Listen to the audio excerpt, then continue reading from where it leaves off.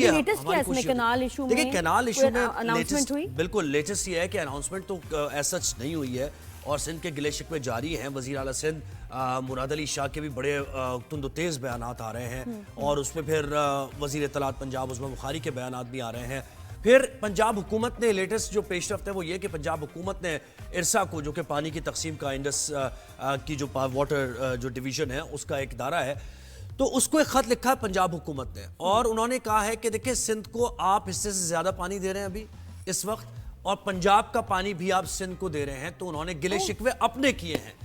अच्छा, इस पर वजीर आबपाशी सिंध जाम खान छोरो साहब ने रिस्पॉन्ड किया उस खत के जवाब में। उन्होंने कहा है, उन्होंने बताया कि 62% यानी जो अभी अप्रैल के यानी तकरीबन 10 दिन है, 12 दिन है, तो इन दिनों में 62% सिंध का पानी अभी तक नहीं मिला उसको। बिल्कुल, तो हम किसका पानी ले रहे हैं भाई? तो हम किसका तो पानी अपना पूरा नहीं हो रहा, अपना पूरा नहीं हो रहा। और वो ये कह रहे हैं कि फसलों को देने का पानी हमारे पास नहीं है, हम तो सिर्फ पीने का पानी बमुश्किल सिंध के लोग बमुश्किल वो भी इनको कहना चाहिए कि एक सीजन यहाँ गुजारें प्लीज। आप गर्मियों में आए 5-6 महीने यहाँ आके जरा फील लें कि what we are going through. तो ये सारे मामला चल रहे हैं, ये मामला जाएंगे किस तरफ? क्योंकि देखें वाज़े तौर पर बयानात अब आ चुके हैं, टॉक शोज में भी सिंध की क़यादत ये कह रही है कि हम अल्टीमेट स्टेप भी ले सकते हैं इस मामले में। मेरा ये आइडिया बहुत अच्छा है। मुझे लगता है सारे मिनिस्टर्स को, हुकूमत में जितने भी लोग हैं, उनको पूरा साल ना 2-2 महीने हर सूबे में गुजारने चाहिए ताकि ये कि वहाँ के मसले तभी समझ आएंगे आपको कि वहाँ मसला क्या है। Isn't that a great idea? बिल्कुल बिल्कुल, ग्राउंड रियलिटीज का पता चले और वहाँ रहे, बस में भी सफर करना चाहिए, सब देखें, बाइक पे भी बैठ के जाना चाहिए, और ये मैंडेटरी हो कि हर मिनिस्टर हर जो है ना सूबे में जाके रहे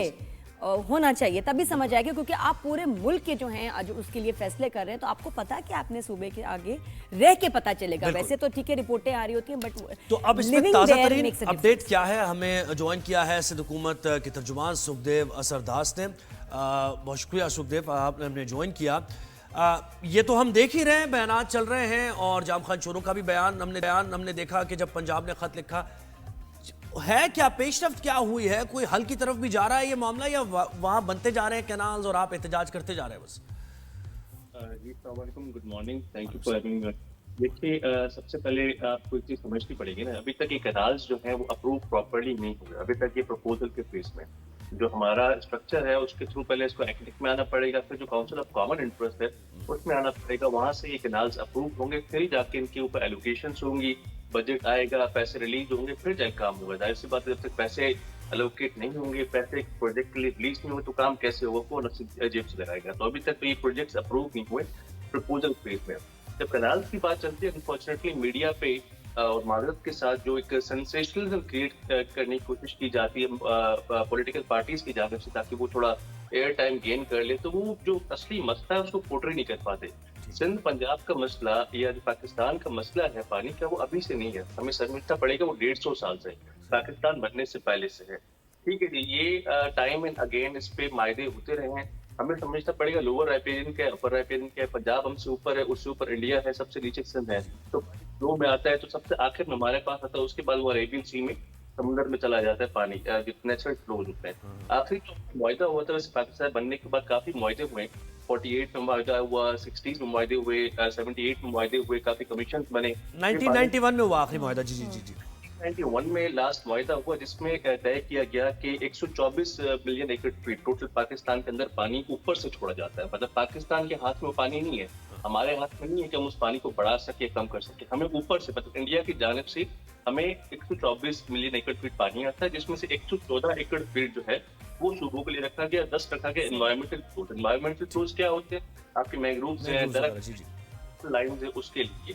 ठीक, जब से 1991 का मुआहदा हुआ, ऑल्दो उसको काफी प्रोविंसेस को और स्पेशली सिंध को पे खदशा था कि हमारे शहर से हमें पानी कम एलोकेट किया गया, तब से लेके अभी तक इट्स बिन 25 इयर्स, अभी तक किसी भी सूबे को, मैं सिर्फ सिंध की बात नहीं कर रहा, किसी भी सूबे को उसके ड्यू शेयर का पानी नहीं दिया गया। मेरे सामने स्टैट्स पड़े हैं, मैं आपको बता चलूं 99 लेक्स से लेके 2024 तक ऑन एन एवरेज जो सिंध में शॉर्टेज रही है हर साल में, एवरेज की बात कर रहा हूँ, सेकंड हाईएस्ट रही है बलूचिस्तान के बाद, वो रही है ऑन एन एवरेज तकरीबन 19.5%।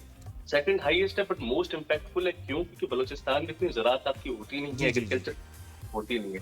सिंध में आपकी एग्रीकल्चर कास्ट होती है, जो सेकंड हाईएस्ट आपका या मोस्ट हाईएस्ट आप कह लें सिंध में रहा है। इसी तरह पंजाब को भी कमी का शिकार हुआ है, पंजाब भी अपनी शॉर्टेज 91 के रिकॉर्ड से उनकी एवरेज 13.5% रही है। एपी भी शॉर्टेज का शिकार रहा है, बलूचिस्तान भी रहा है। किसी साल 40% शॉर्टेज हुई है, किसी साल 7% हुई है, किसी साल 20% हुई है। अनफॉर्चुनेटली अभी आपसे भी मैं कल शो सुन रहा था, आपने बात की ये पंजाब ने लेटर निकाला है, विद ऑल ड्यू रिस्पेक्ट, ना पंजाब को उसके ड्यू शेयर का पानी मिल रहा है, ड्यू ना सिंध को मिल रहा है, किसी भी सूबे को मिल रहा है। ये अनफॉर्चुनेटली एक जो पंजाब गवर्नमेंट की जानिब से कोशिश की जा रही है कि इसको कुछ सूबाई मसला बनाया जाए। देखिए, हमें समझना पड़ेगा फेडरेशन पाकिस्तानियत क्या है। पीपल्स पार्टी इसको कभी भी सिंध वर्सेस पंजाब नहीं बनाना चाहती। हम वफाकी शासन करते हैं, वफाक में बिलीव करते हैं, हमारे लिए पूरा पाकिस्तान एक है।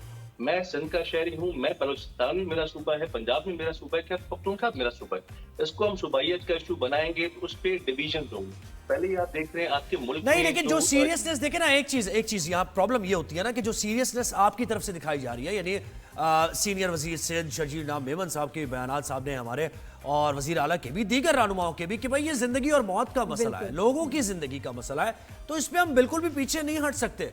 तो दूसरी तरफ ये सीरियसनेस नजर आ रही है आपको, क्योंकि देखिए ना वहां तो काम चल रहा है, आप कह रहे हैं अप्रूवल होंगे, लेकिन वो बिल्कुल क्लियर है इन देयर माइंड्स कि उन्हें ये काम करना है। उनके माइंड में क्लियर होगा, वो चाहे 6 कनाल 600 कनाल का भी माइंड में कर सकते हैं, तो उनको पैसे नहीं मिलेंगे तब तो काम कैसे कर पाएंगे। ठीक है जी, वफाकी हुकूमत आइन की खिलाफ वर्जी कर रही है। कैसे? आपके आइन का आर्टिकल 154 कहता है जो काउंसिल ऑफ कॉमन इंटरेस्ट है उसका मिनिमम 3 महीने में एक इजलास आपने बुलाना है, या अगर नहीं बुलाते तो कोई सूबा आपको रिक्वेजिशन दे, आपने उसका इजलास बुलाना है। इट्स बिन 15 मंथ्स, 15वां महीना चल रहा है, वफाकी हुकूमत ने आपका काउंसिल ऑफ कॉमन इंटरेस्ट का इजलास नहीं बुलाया। 3 सब्जेक्ट्स होते हैं ना, एक होता है प्रोविंशियल सब्जेक्ट, फेडरल सब्जेक्ट, जो कॉन्करेंट लिस्ट होती है, जो मतलब सूबे और वफाक को दोनों को इम्पैक्ट करती है। जैसे पानी है, वो आपकी काउंसिल ऑफ कॉमन इंटरेस्ट में डिस्कस करती है, तो वफाकी हुकूमत तो आइन को भी वायलेट कर रही है। जी अच्छा, सुखदेव साहब ये एक चीज़ बताएं, ये तो एक मसला है, ये एक टेंशन है, ये तो एक तरफ चल ही रही है, लेकिन दूसरी तरफ सिंध हुकूमत हो या वहाँ पंजाब हुकूमत हो, जिस सूबे की भी हुकूमत हो, हमें ऑल्टरनेट रिसोर्सेज की तरफ नहीं जाना चाहिए। आप नहीं चाहेंगे कि सिंध में ये मसला तो चलता रहेगा, अगर कैनाल्स का नहीं भी प्रोजेक्ट हुआ, हम फिर भी हमारे यहाँ शॉर्टेज है, तो desalination plants, water storage, dams, उसके ऊपर कोई काम हो रहा है या नहीं? देखिए जी, अनफॉर्चुनेटली सिंध में तो उसको आप कह सकते हैं कि माइक्रो लेवल पे काम हो रहा है। उसमें छोटे डैम्स, हमने कोई मोर देन 500 माइक्रो डैम्स बनाए हैं जो डिस्ट्रिक्ट लेवल पे, तहसील लेवल्स पे होते हैं, छोटे छोटे डैम्स, ताकि हम उन इलाकों की जो है वाटर स्टोरेज को बेहतर कर सके। पर 1991 अकॉर्ड की बात हो रही है, उसमें पॉइंट नंबर 6 जो आपका यही है कि आपने रिजर्वोयर्स बनाने, आपने जो है पानी की स्टोरेज के लिए डैम्स बनाने। अनफॉर्चुनेटली पाकिस्तान ने रिजर्वोयर्स नहीं बनाए, ना डैम्स बनाए। हम पूरा मुल्क, हमें एक यूनिट नेशनल पॉलिसी की जरूरत है ताकि हम बड़े रिजर्वोयर्स बना सके। उनके सूबे के हाथ में नहीं, चारों सूबों को मिलकर बनाने पड़ेंगे, पर अनफॉर्चुनेटली अभी तक हम उस तरफ नहीं गए। अच्छा, मुझे बता दें, आप इस पोजीशन में हैं कि कोई स्टेटमेंट, क्लियर स्टेटमेंट दे दें आपके रहनुमाओं की तरफ से, सिंध हुकूमत के रिप्रेजेंटेटिव्स की तरफ से आ चुकी है ये बात कि हम हुकूमत की जो सपोर्ट कर रहे हैं उससे भी हम अलग हो जाएंगे अगर ये चोलिस्तान कैनाल ये निकाले गए सिंध की रजामंदी के बगैर। कोई क्लियर स्टेटमेंट आपकी तरफ से? मैं सबसे पहले वादे चलता करूं, चोलिस्तान एक कनाल है, टोटल इसमें 6 कनाल है। 6 कनालों में कनाल सिंध के अंदर भी है, 2 कनाल हमारे भी हैं, जिसमें एक रनी कनाल है, दूसरा थर कनाल है। हमें कि आपका थर का जो सहरा है वहाँ पे आप कनाल निकाले, उसको भी आबाद करें। हमने उसके लिए बना किया। हमने क्या पाकिस्तान में तो कहीं और छोड़े, हम तो सिंध में भी कनाल निकालेंगे। कनाल निकाल के आप करेंगे क्या जब उस कनाल में पानी नहीं होगा? इंडिया ने सेम प्रोजेक्ट अप्लाई किया इंदिरा गांधी कनाल के नाम से इंडिया में, उन्होंने भी यही प्रोजेक्ट अप्लाई किया, सहरा को हम वो आबाद करेंगे, उनका भी फेल हो गया। जब कनाल आप खाली बना देंगे, खोखले कनाल नहीं, आपके पास क्या ऑप्शन है? बस मैं ये जानना चाह रहा हूँ, ये तो है, आपके पास ऑप्शंस क्या हैं इस चीज को रोकने के लिए? देखिए ना, एक तो हमारे पास 24/7 ऑप्शन हमेशा है कि we can leave the government, but हम इस ऑप्शन तरफ जाना नहीं चाह रहे। उसकी मैं आपको वजह बताता हूँ, आप मुझे बता दें, can the country afford another election at this time? क्या हम ये अफोर्ड कर सकते हैं कि यहाँ पे कोई तब्दीली आए? कि मुश्किल से आप देख रहे हैं 1 साल हुआ है, अब जाके कंट्री किसी डायरेक्शन में जानी शुरू हुई है।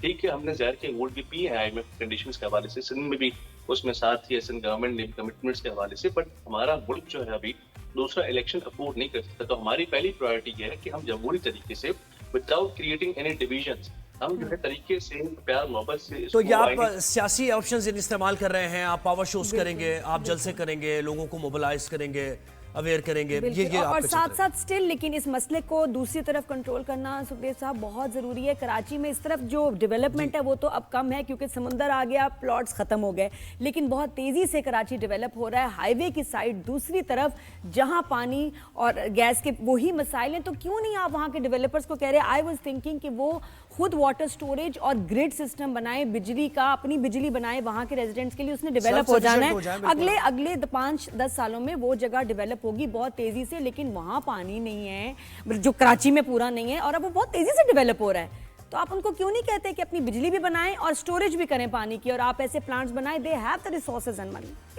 टेक्निकल थोड़ी इसमें टेक्निकलिटीज है। देखिए जी, हम डैम बना दे, रिजर्वर्स बना दे, स्टोरेज कैपेसिटी कराची बना दे। कराची पूरे मुल्क का टैलेंट है। सबसे आखिर में कराची आता है ऊपर से, उसके बाद समुद्र शुरू हो जाता है। सबसे आखिर में पानी हमारे पास आता है। जब हमारे पास ऊपर से पानी ही नहीं आएगा। नहीं, मैं तो सुखदेव साहब आपको सोल्यूशन दे रही हूँ, क्योंकि ये आगे आने कुछ सालों में बहुत बड़ा मसला होने वाला है। जितनी तेजी से डेवलपमेंट हो रही है, लाखों करोड़ों घर बनेंगे, फैमिलीज वहां मूव होंगी। तो थैंक यू वेरी मच, बहुत शुक्रिया आपके टाइम का। यहाँ मैंने मसला बताया और मैं साथ में सोल्यूशन भी एक दे रही हूँ कि देखो जो वहाँ जो करोड़ों की जमीनें डेवलप कर रहे हैं ना, उनसे कहो डेवलप नहीं करोगे जब तक पानी की स्टोरेज बनाओ, अपनी ग्रिड सिस्टम बनाओ, ताकि अपनी बिजली भी बना रहे हो आप वहां से, और साथ में आपका ये क्या कहते हैं पानी की भी स्टोरेज हो, ताकि उस एरिया को आप मतलब किस तरह चलाएंगे। लोग तो धड़ाधड़ वहां प्लॉट्स ले रहे हैं क्योंकि they are cheaper right now. 10 साल के बाद वहां इतनी आबादी आ जाएगी, कहीं से आना नहीं है, ऐसा नहीं है कि पानी कहीं से आ जाएगा, पैदा हो जाएगा और पानी वही है, बल्कि शॉर्ट होता जाएगा, कम होता जाएगा। तो अल्टरनेट रिसोर्स की तरफ आपने जाना पड़ेगा, और पीने का पानी अवेलेबल नहीं है तो फिर फसलों को देने के लिए तो खैर बिल्कुल।